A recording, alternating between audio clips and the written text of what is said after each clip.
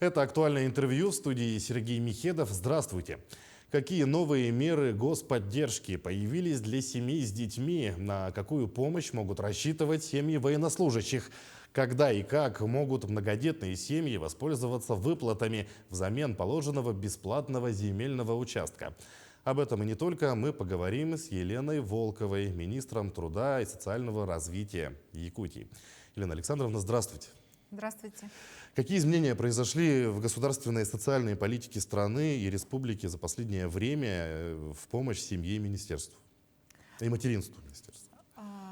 Главное, наверное, событие в социальной поддержке для семей с детьми, необходимо отметить, это принятие федерального закона, в соответствии с которым с января 2023 года будет внедрено так называемое универсальное пособие для семей с низкими доходами, которое заменит достаточно широкий круг действующих мер поддержки, которые на сегодня предоставляются либо органами социальной защиты, либо Пенсионным фондом Российской Федерации. И данное универсальное пособие будет теперь уже осуществляться по единым, так скажем, стандартам и правилам. Соответственно, вот это единый подход, он должен, так скажем, упростить, во-первых, порядок назначения. Это будет единое окно уже, то есть это не будет несколько органов, предоставляющих меры поддержки семьям с детьми. Ну и по ряду позиций произойдет значительное улучшение порядка предоставления. Я напомню, что у нас на сегодня, вот последние буквально 2 года, очень активно внедрялись новые меры поддержки. Это и для семей с низкими доходами, для семей, которые воспитывают детей от 3 до 7 лет включительно. Их предоставляли мы, и сейчас предоставляем органы социальной защиты. С прошлого года постепенно и в этом году значительно усовершенствовался порядок поддержки семей с детьми от 8 до 17 лет. У нас с 2018 года через соцзащиту также предоставляются выплаты при рождении 1-го и 3-го ребенка, а при рождении 2-го ребенка такая выплата ежемесячная могла осуществляться только за счет средств федерального материнского капитала. Так скажем, были постепенно введены меры поддержки в зависимости от очередности рождения, от возраста ребенка и различным по источникам финансирования. Сейчас все это объединяется в одно универсальное так называемое пособие, и оно будет выплачиваться через единое окно, это Пенсионный фонд Российской Федерации. Соответственно, оно будет распространяться на семьи, на мам, которые планируют, соответственно, на беременных наших мам, и будет распространяться на детей до 17 лет.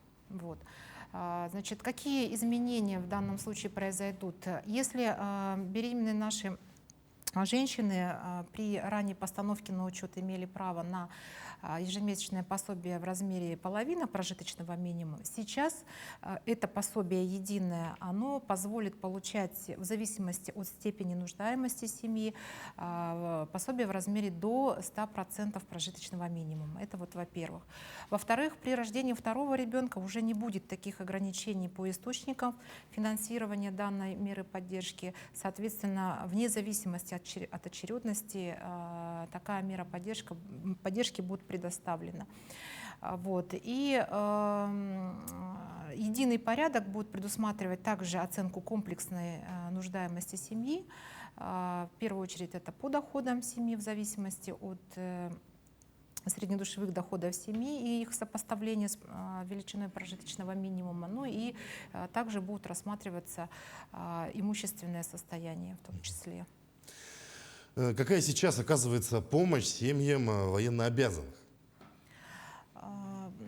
У нас в республике, как вы знаете, принято указом главы республики целый комплекс мер поддержки, направленный на поддержку семей наших военнослужащих. и мобилизованных, и, соответственно, данные меры, они распространены полностью на добровольцев, которые ранее, после уже 24 февраля текущего года, и на военнослужащих. И, соответственно, конечно, основной задачей последних 2 месяцев для нашего министерства и наших коллег, органов исполнительной власти стояла и стоит задача оперативного рассмотрения этих вопросов и, соответственно, значит, доведения необходимых мер поддержки. Для Министерства труда на сегодня, значит, можно сказать, решены на завершающей стадии это взаимодействие с военным комиссариатом республики. Мы взаимодействовали непосредственно с войсковыми частями, значит, Дальневосточного федерального округа с тем, чтобы в централизованном порядке получить все необходимые сведения о зачислении наших ребят в войсковые части. Эта работа практически завершена на сегодня. Остались индивидуальные вопросы, которые мы в индивидуальном порядке также совместно с коллегами, значит, решаем. Ну и непосредственно работа по выплате единовременной материальной помощи семье в размере 200 тысяч рублей также находится на завершающей стадии, значит, реализации. Здесь что необходимо отметить? В ноябре в этом месяце были внесены изменения по поручению главы республики. И в той части, если на сегодня по тем или иным причинам члены семьи не имеют возможности получить такую выплату, соответственно, военнослужащий сам имеет такое право. И по определенной части военнослужащих такие выплаты сегодня направляются им непосредственно. Конечно, при наличии реквизитов лицевого счета, и эту работу также мы отдельно проводим, соответственно, по их получению вот этих сведений. Вот. Ну и, конечно, нужно сказать, что большую работу проводят сегодня коллеги из системы образования. В соответствии с указом главы семьи военнослужащих имеют право, значит, в части поддержки детей, это и бесплатное предоставление услуг в детских дошкольных организациях, это бесплатное питание в школах, это специальные стипендии для студентов военнослужащих, которые сегодня обучаются в профессиональных, значит, учреждениях профессионального образования, ну и так далее. Какие новые решения в сфере соцподдержки приняты в год матери в республике?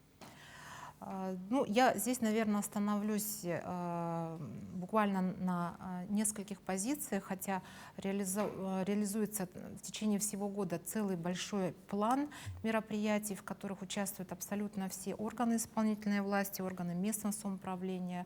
Большую поддержку оказывает общественность в реализации различных направлений поддержки материнства у нас в республике. Но по линии Министерства труда, конечно, хотелось бы отметить следующие позиции. Это целевой капитал «Дети столетия», который был введен по поручению главы республики именно в этот 2022 год для рожденных детей в текущем году. Значит, предоставляется такой целевой капитал в размере 100 тысяч рублей. Эта работа продолжается. На сегодня у нас уже 1703 семьи, в которых родился ребенок в этом году, уже воспользовались. И вот для интереса, вот, наверное, скажу, 1249 семей воспользовались этим правом и направили средства на улучшение своих жилищных условий, а 422 семьи направили эти средства на приобретение транспортного средства. Далее хотелось бы отметить, конечно, очень важное для нашей системы решение, а также инициированное главой республики по увеличению средств поддержки приемных семей.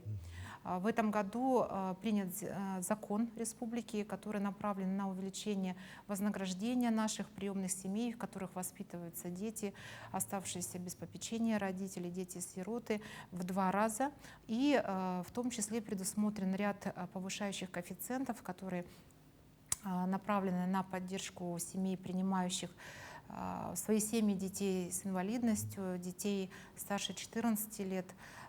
Ну и, конечно, эта мера поддержки очень серьезно должна поддержать вот развитие такого важного для нас института замещающих семей в республике. Хочу отметить, что также указом главы республики была введена мера поддержки для многодетных семей в рамках развития демографических мер поддержки. Это льготное предоставление услуг в учреждениях культуры, спорта для многодетных с 3 и 4 детьми, а для тех, у кого воспитывается 5 и более детей, такие услуги должны предоставляться в учреждениях культуры и спорта бесплатно. И, конечно, буквально такое важное решение было принято буквально в этом месяце. Это предоставление дополнительной меры поддержки, направленной на улучшение жилищных условий, также для многодетных семей взамен предоставления земельного участка. Ну, как раз расскажите вот подробнее об этой мере, недавно принятом решении о выплате многодетным семьям в целях улучшения жилья взамен земельного участка. Как это работает? Такое решение было принято и разработано, значит, по итогам проводимых встреч с многодетными семьями, с общественностью. Буквально в начале года глава республики также встречался с нашими мамами, и в рамках одной из встреч такой вопрос прозвучал. Значит, у нас когда-то в 2018 году реализовывался уже в пилотном режиме механизм замены земельного участка на денежную компенсацию. Вот. Он был ограничен сроками, это был 2018 год, и он был привязан к средствам материнского капитала «Семья». Вот. Ну и в моей практике тоже, значит, было достаточно много обращений по возобновлению такого механизма. Вот. Главой республики было поручено рассмотреть эти вопросы, и уже, значит, в течение этого года значит, прорабатывали этот вопрос, и на сегодня уже Госсобрание ЛТМН принят закон республики, который направлен на, значит, такую возможную поддержку в качестве дополнительной меры поддержки многодетным семьям. Семьи, которые в принципе не планируют осваивать такой земельный участок, да, возможно, они уже имеют земельный участок, да. Вот для таких семей такая поддержка будет очень актуальна. Размер выплаты составит 200 тысяч рублей. Порядок и условия будут определены отдельным решением правительства Республики Саха-Якутия. Но важно отметить, что эти средства будут иметь целевое значение. Они также, значит, наши семьи смогут направить эти средства на покрытие ипотечных кредитов, приобретение жилья, строительство жилья, ну и так далее. То есть желающие уже могут с января, начиная, да, взять 200 тысяч взамен земельного участка? Да, совершенно верно. Если есть такое желание. Если есть такое желание. Да. Ну, у нас остается совсем немного времени. Последний вопрос. Подходит к концу объявленный главой Якутии «Год матери». В течение года прошел ряд мероприятий, в том числе «Семья года». Вот расскажите об этом подробнее. Действительно, у нас в течение года, и это традиционное наше мероприятие, которое уже вот 30 лет в Республике Саха-Якутия имеет место, такой хороший семейный фестиваль, это «Семья года». И в течение года проводятся мероприятия по выявлению лучших семей на муниципальном уровне. И буквально недавно подведен региональный этап данного фестиваля «Семья года». И вот мне бы хотелось сегодня, с вашего позволения, все-таки зачитать. Да, у нас в этом году конкурс проводился по 7 номинациям. Если ранее было 5, в этом году 2 новые. Опять же, по поручению главы республики были включены 2 новые номинации. Это «Золотые семьи» и «Приемные семьи». Приемные семьи как один из механизмов популяризации, да, этого важного для нас института семьи. И в номинации «Многодетная семья» победителем стала семья Михаила и Татьяны Игнатьевых из Мегино-Кангаласского улуса. В номинации «Семья хранитель традиции» победителями стали семья Дмитрия и Александра Егоровых из Амгинского улуса. В номинации «Сельская семья» это семья Спиридона и Марины Федоровых из Мегино-Кангаласского улуса. В номинации «Золотая семья» победителем стала семья Петра и Светланы Горбуновых из Алекминского улуса. В номинации «Кочевая семья» первое место заняла семья Алексея и Туяра Юмшановых-Колесовых из Ивено-Бытантайского национального улуса.